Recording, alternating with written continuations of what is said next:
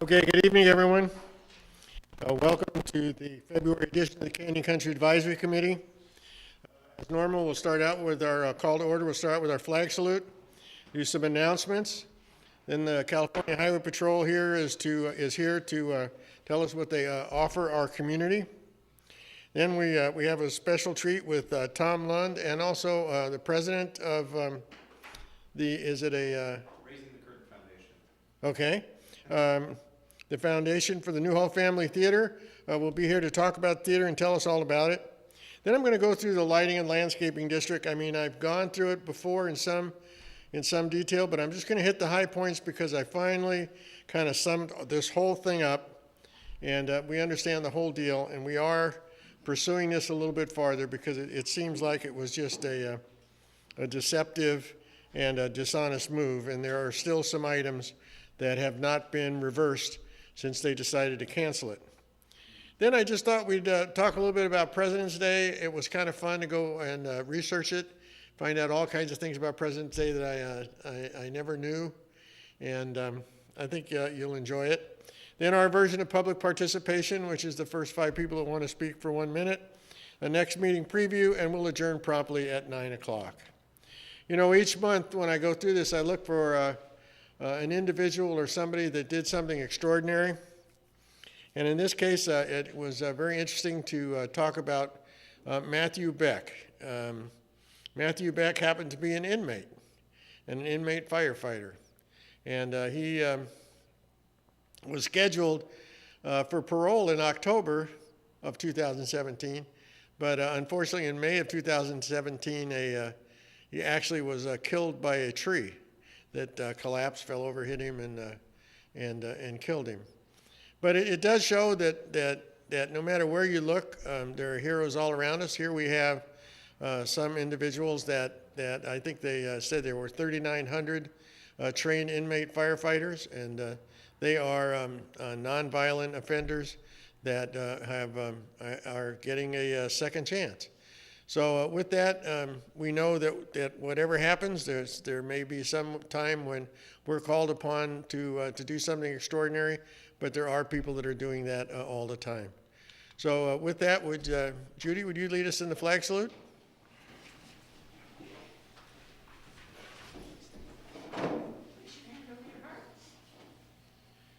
pledge allegiance to the flag of the United States of America and to the republic for which it stands, one nation, under God, indivisible, with liberty and justice for all. Okay, for some announcements, there has been a whole bunch of things that we've heard about. Evidently on, the 22nd will be Friday. On Friday, there's going to be a press conference and a thank you to the Sheriff's Department in the Century Room at City Hall. And so you're all invited if you want to be a part of that. And it is to thank the men and women who protect Santa Clarita and having achieved a lowest crime rate in record in 2018. The Cowboy Festival, you know, is going to be in April. But surrounding the Cowboy Festival is going to be from the Arts Association in Newhall is going to be their own showing. Arts reception is going to start on Friday on March the 1st, and it's going to go all the way through till the 28th of April. So I did get chastised a little bit from last month because I need to send these out in more readable of a form, and so I'll make sure that they get out in PDF so everybody can read them, because you're going to see that we got a whole bunch of things that we've been told about. This is the Hart Recreation schedule.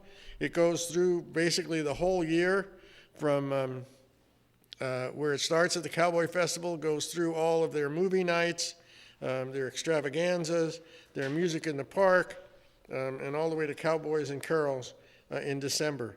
So you may elect to want to go to some of those. We'll make sure that we get something that you can read.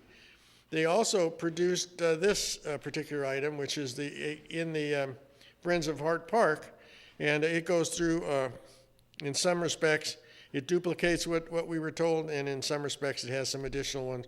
But I'll send it out so you can read it, and decide if you want to participate. For the Boys and Girls Club, all you golfers, on Saturday and Sunday, April 27th, 28th, they are putting on an amateur tournament, so to raise money for the Boys and Girls Club. So if you're interested and you're a golfer, it'll be at the Sand Canyon Country Club, and you are welcome to participate. There's Arts Run. Another one of the arts organizations is setting up an arts run here in Santa Clarita. It's actually a new hall. It's the same as the one they had last year, where you go from place to place and you develop a piece of art at the same time that you run, and should be a lot of fun for the people that they had about 400. They said last year, and they're expecting more this year. We'll see what happens. Maybe I think they go right by your theater. Right? It just reminded me, I haven't brought this back yet, but remember that we were designated as among the nation's worst traffic places in the country. I also saw something that came out in the Daily News 2 days ago that talked about special districts that were hoarding funds. And 2 of our special districts made that list. We'll go through and we'll talk about them a little bit later. One is our Santa Clarita Valley Sanitation District, and the other is the water company. Do we have any speakers? Got one, Okay. unless Lane wants to add her name to it. Who's first? You Go. can go. Okay. It just seems that the people, and I know I always bring this up at the city council meetings, but the people have no representation. How do we go about getting like a city attorney for the people? Because the jerk who's up there with Ken, I mean, it's, like the Ken and Joseph show, he won't even talk to the people. He just talks down if he'll even answer. But all the things that the city's doing to us, we have no recourse. It's the same with the mobile homes. We had no recourse. We have no recourse what the city does to us. How is that even democracy? Well, I think the only recourse we have is at election time, and unfortunately that didn't work very well this last time. It didn't work at all. You have something you But want to say? how do you go about, does anybody know where we could get a city attorney? Well, it's easy if you have money. Attorney. A attorney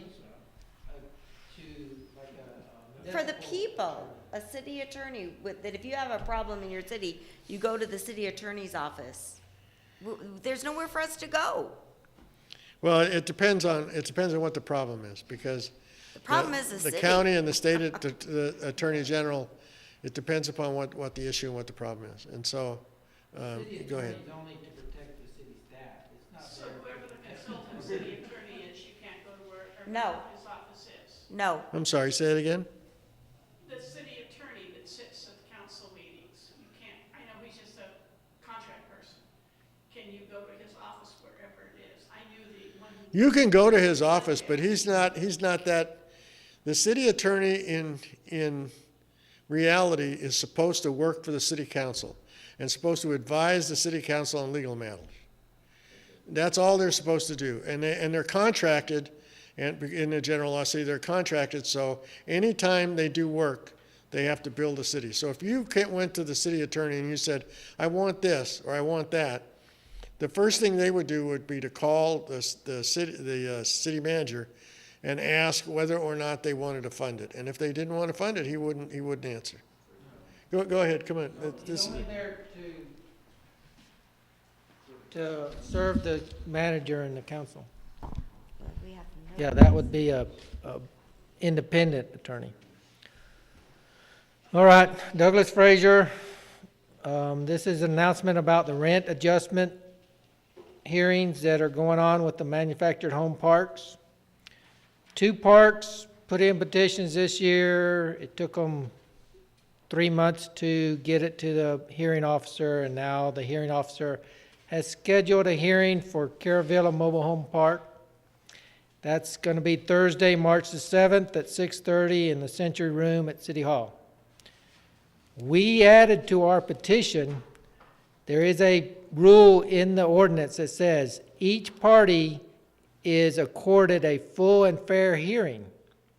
Well, city staff, we are alleging, did not give a full portion of our petition in time to the hearing officer, and therefore I'm charging the city with violating that full fair hearing clause in the ordinance.